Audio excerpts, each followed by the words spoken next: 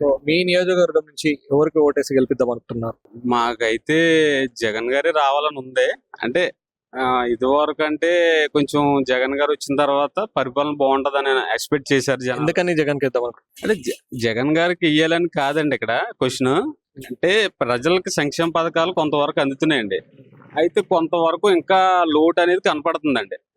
ఆ లోటుని భర్తీ చేయాలని కోరుకుంటున్నానండి.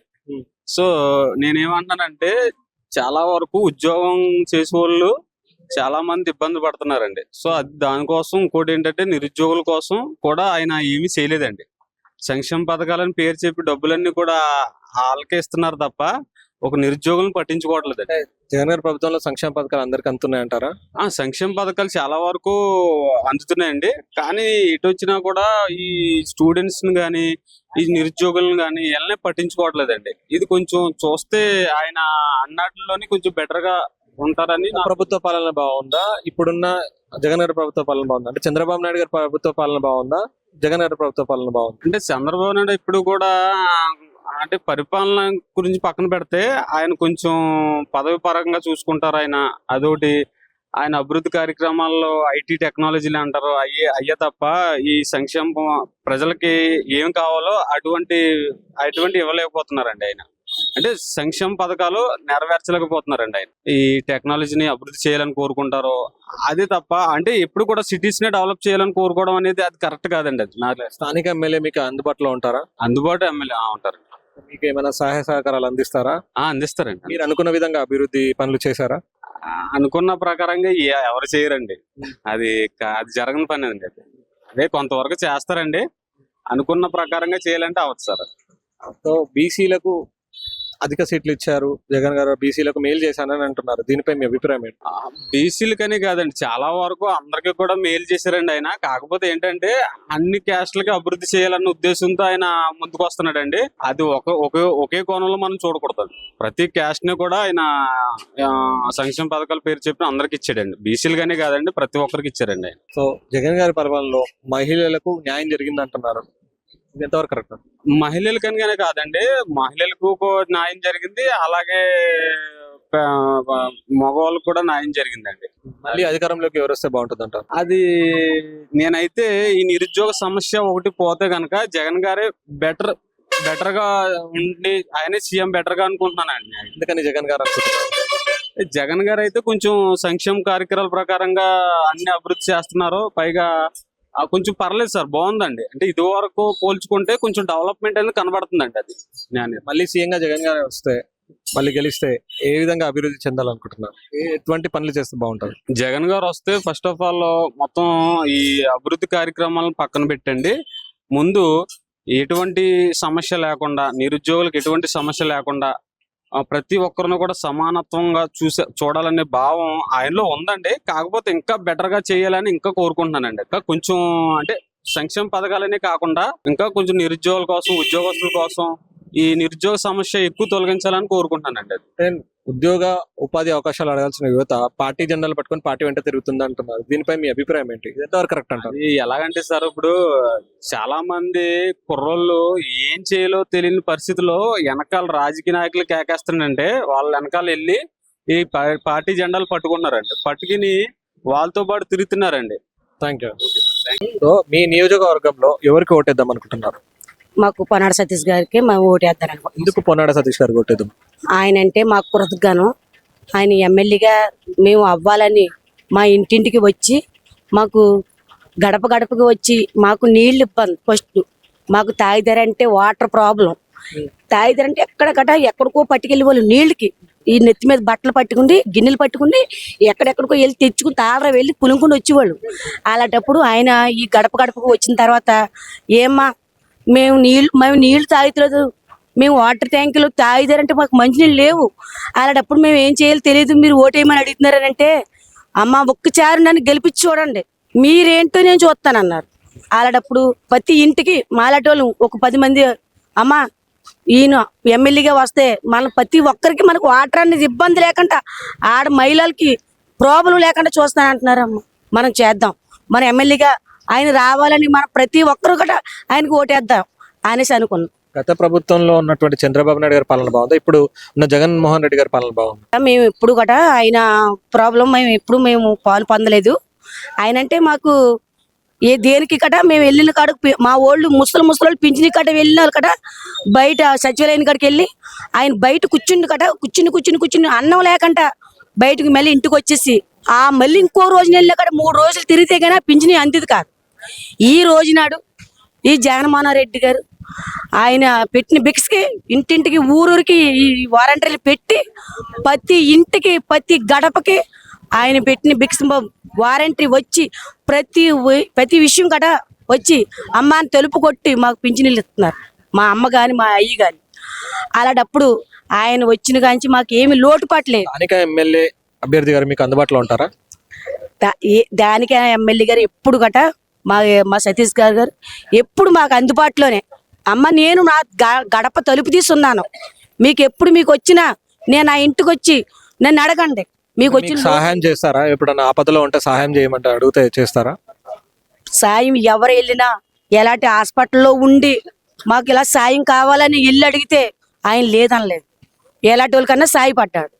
అందువల్ల మేము ఆయన మళ్ళీ ఎమ్మెల్యేగా రావాలని మేము కొద్దిగా అడుగుతున్నాం. మీ నియోజకవర్గంలో ఎవరికి ఓటేసి గెలిపిద్దాం అనుకుంటున్నారు? పొన్నాడు వెంకట సతీష్ కుమార్ గారు. ఎందుకని పున్నాడు వెంకట సతీష్ గారు? అంటే మాకు జగన్ గారు చేసినటువంటి అభివృద్ధి కార్యక్రమాల్లో ఇంచుమించుగా ఈవేళ 9 హామీలు నవరత్నాలు అనేది 9 హామీలు ఇచ్చారండి. అవి కాకుండా ఇంకా మాకు మా జనాలకి ఏమేం కావాలి, ఈ చదువుకునేది స్కూళ్ళు అంటే ఒకప్పుడు స్కూల్కి వెళ్తే మా పిల్లలు ఆ స్కూల్లో చదువుకోవాలంటేనే కొన్ని ఇబ్బందులు, ఒకవేళ బాత్రూమ్ అని, తాగడానికి నీళ్ళని, కూర్చోడానికి బెంచీలని, పుస్తకాలు కానీ, షూస్ కానీ, బట్టలు కానీ, యూనిఫామ్స్ కానీ ఏదైనా కావాలి అనుకుంటే ఆ రోజుని వాళ్ళు వర్ణాతివా ఇంకా ఆ బాధ. అలాంటిది ఈవేళ ఈ 5 సంవత్సరాల్లో గవర్నమెంట్ స్కూళ్ళు కానివ్వండి, నాడు నేడు కానివ్వండి, అలాగే ఈ విద్యాదీవెన ఒకటి, వసతి దీవెన ఒకటి మా పిల్లలు చదువుకోవడానికి ఎన్నో విధాలుగా జగన్ గారు ఈవేళ మా అభివృద్ధికి చాలా మంచి బాటలు వేశారండి. అంటే భావితరాల భవిష్యత్తు మా పిల్లల కోసం. స్థానిక ఎమ్మెల్యే మీకు అందుబాటులో ఉంటారా? అందుబాటులో ఉంటారండి. మీరు అనుకున్న విధంగా అభివృద్ధి చేసినారు? చేసినారు. సో జగన్ గారి ప్రభుత్వంలో ఉన్నటువంటి సంక్షేమ పథకాలు అందరికి అందుతున్నాయంటారా? అందుతున్నాయండి, ప్రతి ఇంటికి కూడా. అంటే నాకు ఒకటి జరిగితే ఇంకొకరికి ఒకటి జరగలేదు అన్నట్లేదు, అందరికీ కూడా మాకు ఏది కావాల్సి ఉంటే అది ఇప్పుడు ఈ వ్యవస్థలో, ఈ వాలంటరీ వ్యవస్థలో ఉండి ఒక కార్యకర్త ఇంతకుముందు తెలుగుదేశం గవర్నమెంట్లో 5 గ్రామ కమిటీ సభ్యుల దగ్గర తిరగడానికి ఈ లోకల్గా ఉన్నటువంటి నాయకుల అంటే ఈ కూలి పని చేసుకునే వాళ్ళు ఈ ఏరియాలంటే వీళ్ళ దగ్గర తిరగడానికి సరిపోదు. ఇప్పుడు అది లేదండి. ఎందుకంటే మనకి 61 ఏళ్ళు వచ్చినాయా, నీకు పెన్షను, నీకు ఏం కావాలి, ఒక స్కూల్ కనీసం క్యాస్ట్ సర్టిఫికేట్ కానీ ఏదైనా సర్టిఫికేట్ కావాలంటే ఈవేళ మేము అక్కడికి వెళ్తున్నాం. సచివాలయం వ్యవస్థ ఉంది కాబట్టి అక్కడికి వెళ్ళి ఆ సచివాలయంలో మాకు ఏది కావాలో అక్కడ అవసరమైతే వాళ్ళని పిలిచి చెప్తే వాళ్ళే అప్లై చేసుకుని మా చేత ఒక సంతకం తీసుకుని మళ్ళీ వెంటనే సర్టిఫికేట్ ఇచ్చేస్తున్నారు. మళ్ళీ అధికారంలోకి ఎవరు వస్తే బాగుంటుందంట?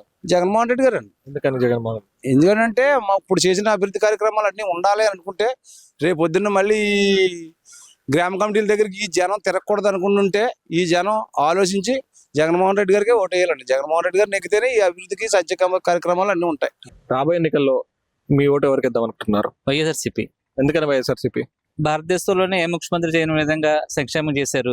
పేదలందరూ కూడా వారి ఇబ్బంది లేకుండా ధనికులు అంటే ఆయన పాదయాత్రలో మాట ఇచ్చినట్టు మహిళలందరినీ లక్షాధిగా చేస్తున్నాడు. ఈవేళ మహిళలందరూ వేళ సుఖ సంతోషాలతో ఆనందంగా ఉన్నారు. ఈవేళ అదేవిధంగా కాకుండా సంక్షేమం అభివృద్ధి కూడా చాలా బ్రహ్మాండంగా కొనసాగుతుంది.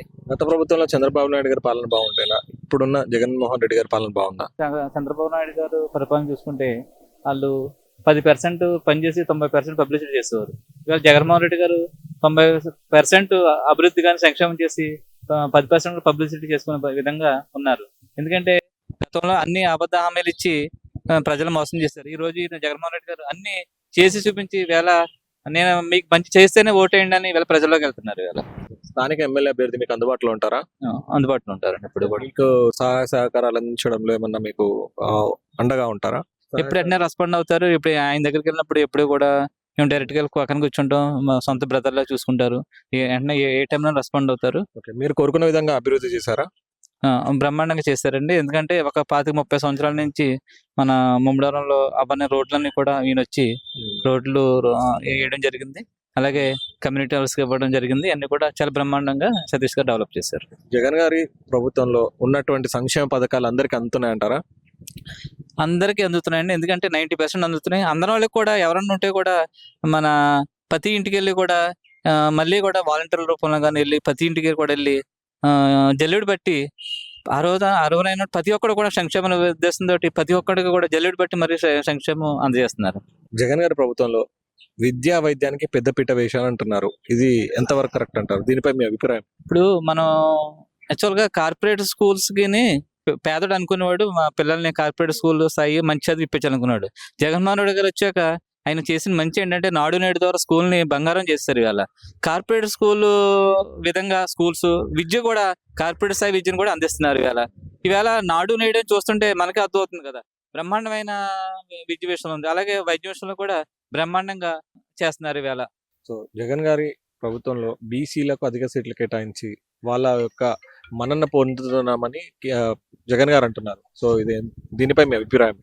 ఇది ఏర్పడిన తర్వాత ఎంపీలు అనేది వాళ్ళు బీసీలు అనేది ఇప్పుడు గత గవర్నమెంట్ లో కూడా చంద్రబాబు నాయుడు గారు చూసాం, అన్ని కూడా ఓసీసీకి దానికి ధనవంతులకు ఇచ్చారు. కానీ ఈ రోజు ఈ ఎలక్షన్ జగన్మోహన్ రెడ్డి గారు 20 సీట్లు 11 సీట్లు వీళ్ళ బీసీలకి ఇచ్చి నిజంగా బీసీలు అంటే ఇంత గౌరవిస్తారని అనుకోలేదు. మేమే చూసాం. వేళ రాజమండ్రి కానీ, నరసాపురం కానీ, ఏలూరు కానీ ఎన్నిటిలో కూడా బీసీలని వేళ ఇచ్చారు. అదేవిధంగా కూడా రాజ్యసభ కూడా బోస్ గారిని కానీ లేదంటే మోపిదేవి వెంకటరమణ కానీ సామాన్యం అంటే వీళ్ళ డబ్బెట్టు కొనుక్కునే వాళ్ళు కదా, వీళ్ళని కూడా రాజ్యసభ పంపి నిజంగా జగన్మోహన్ రెడ్డి గారు బీసీల్లో చెరగని ముద్ర వేసుకున్నారు. మీ నియోజకవర్గంలో ఎవరికి ఓటేసి గెలిపిద్దాం అనుకుంటున్నారు? గత 5 సంవత్సరాల నుంచి జరిగిన అభివృద్ధి కానీ సంక్షేమం కానీ చూసిన ప్రతి ఒక్కరూ డెఫినెట్గా జగన్ నాయకత్వంలో వైఎస్ఆర్సీపీ పార్టీకి. ఎందుకని జగన్ అనుకుంటున్నారు? అదండి, గత 5 సంవత్సరాల్లో జరిగిన ఇచ్చిన మాట ప్రకారం మాట తప్పకుండా మేనిఫెస్టో అంటే ఇదివరకు చాలామంది తెలియదు, అంటే కొంతమందికి తప్ప మేనిఫెస్టో అంటే ఏంటి, దానికి ఉన్న విలువ ఏంటి అన్నదాన్ని. ఆ మేనిఫెస్టోని ఇచ్చిన దాంట్లో అదే మేనిఫెస్టోని ఒక భగవద్గీత, ఒక ఖురాన్గా, ఒక బైబిల్గా భావించి ఏదైతే చెప్పారో దాంట్లో అన్ని కార్యక్రమాలు చేపట్టి పేద ప్రజలకు, ముఖ్యంగా పేదలకు, బడుగు బలహీన వర్గాల వారికి అనేక సంక్షేమ కార్యక్రమాలు మేనిఫెస్టోలో చెప్పినవే కాకుండా చెప్పనివి కూడా అమలు చేసి గతంలో చంద్రబాబు నాయుడు గారి పాలన బాగుందా? ఇప్పుడున్న జగన్ మోహన్ రెడ్డి గారి పాలన బాగుందా? దానికి దీనికి అసలు పోలికే లేదు సార్. అక్కడికి నాకు అనుకున్నంత తేడా ఉంది. ఇప్పుడు అంటే కొత్తగా ఇంకెవరికైనా ఇస్తే బాగుంటుంది అనుకుంటున్నారా, లేదంటే ఇప్పుడున్న వాళ్ళే కంటిన్యూ చేస్తే బాగుంటుంది అనుకుంటున్నారా? ఇక్కడ మార్చవలసిన పని లేదండి సతీష్ గారిని, ఎట్టి బస్సులోని. ఆయనకు మించిన అభ్యర్థి లేడు. దానికి కారణం ఏంటంటే ఆయన బిహేవియర్, ఆయన చేసిన అభివృద్ధి, ఆయన కష్టం, మా అందరితోటి ప్రజలందరితోటి మమేకమై అందరికీ అందుబాటులో ఉండటం, ఇవన్నీ చూసుకుని బేరీజ్ వేసుకుని ఎటువంటి పోటీ లేకుండా ఇంకో పేరు అన్నది అసలు ఎక్కడెక్కడ ఎవరు అనుకుంటారేమో తప్ప అసలు ఈయన గురించి మార్పు అన్నదే ఇప్పుడు దాకా అసలు ఆలోచనే లేదు. ఇటు అధిష్టానానికి లేదు, ఇక్కడ ప్రజలకి లేదు. కాబట్టి మళ్ళీ అధికారంలోకి ఎవరు వస్తే బాగుంటుంది అనుకుంటున్నారు? జగన్ గారు వస్తారు సార్. ఎందుకని జగన్ మోహన్ రెడ్డి? పేదోడు సుఖంగా ఉండాలంటే జగన్ రావాలి సార్. కొందరు బిర్యానీ తీసుకొని ఓట్లు వేస్తున్నారు అంటున్నారు. ఇది ఎంతవరకు కరెక్ట్ అంటారు? బీరుకి బిర్యానీకి ఓట్లు వేయటం అన్నది కరెక్ట్ కాదు సార్. ప్రజలు మారాలా, నాయకులు మారాలా, లేదంటే జనాలు మారాలంటారు? డెఫినెట్గా ఎప్పుడైనా మార్పు ప్రజల నుంచే రావాలి సార్. ప్రజలు మారితే ఆటోమేటిక్గా నాయకుడు మారుతాడు.